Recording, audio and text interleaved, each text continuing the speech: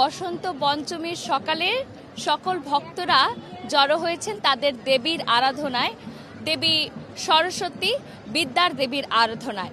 এই মুহূর্তে আছি জগন্নাথ হলে, সেখানে অসংখ্য ভক্তরা এসেছেন নানান প্রান্ত থেকে। এখানকার শিক্ষার্থীরা আছে, বাইরের মানুষ আছে, ভক্তরা আছে, তারা বর্ণিল পোশাকে এখানে জড়ো হয়েছেন তাদের দেবীর আরাধনায় এবং তারা সকলেই অঞ্জলির মাধ্যমে দেবীর কাছে বিদ্যা বুদ্ধি জ্ঞানের প্রার্থনা করছেন।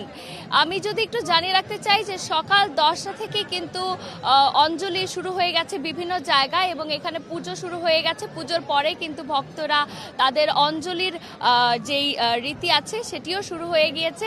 তার কাছ থেকে একটু জানতে চাইবো যে আজকে দেবীর কাছে তোমার চাওয়া কি, মা সরস্বতীর কাছে কি বন্দনা করছো আজ এসে, নিজের জন্য কি চাইছো আর সকলের জন্য কি চাইছো? তো আমি আজকে আমার ফ্যামিলির সাথে এসেছি, আমার মা বাবার সাথে এসেছি। আমার দেবী মার কাছে একটাই প্রার্থনা ছিল, একটা না আরও অনেকগুলো প্রার্থনা ছিল। তার মধ্যে একটা হচ্ছে আমি অনেক ভালো করে যাতে পড়াশুনো করতে পারি, যাতে বড় হয়ে এই সমাজ এবং মানুষদের জন্য যাতে একটা ভালো কাজ করতে পারি। আমার খুবই ভালো লাগছে, আমি প্রতি বছর এই জায়গায় আসি। ভক্তের সাথে একটু কথা বলবো যে তারা আসলে আজ দেবী বন্দনার মাধ্যমে দেবীর কাছে তাদের কামনাটা কি?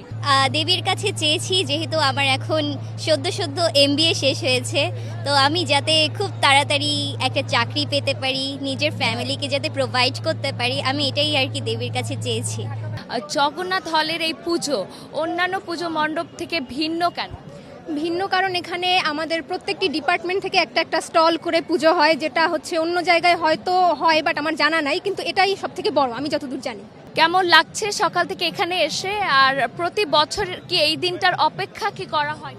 সত্যি বলতে দিদি, আমার আসলে খুবই ভালো লাগছে এখানে এসে। প্রতি বছর বলতে আমি এবছর সেকেন্ড ইয়ার, এখানে আমি সংস্কৃত বিভাগে পড়ি। তো আমি গত 3 বছর ধরে এখানে আসছি।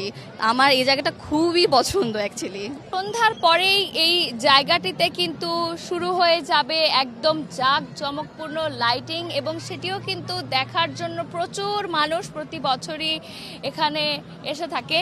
এবং একটু জানিয়ে রাখতে চাই যে গত বছর অর্থাৎ 2025 সালে কিন্তু এখানে 75টি পূজা মণ্ডপ একই সাথে আয়োজন করা হয়েছিল বিভিন্ন ডিপার্টমেন্ট থেকে। আমরা দেখছিলাম যে সকাল থেকেই বহু মানুষের সমাগম ছিল এবং সকালবেলা এসে দেবী মুখ তখনও ঢাকা ছিল।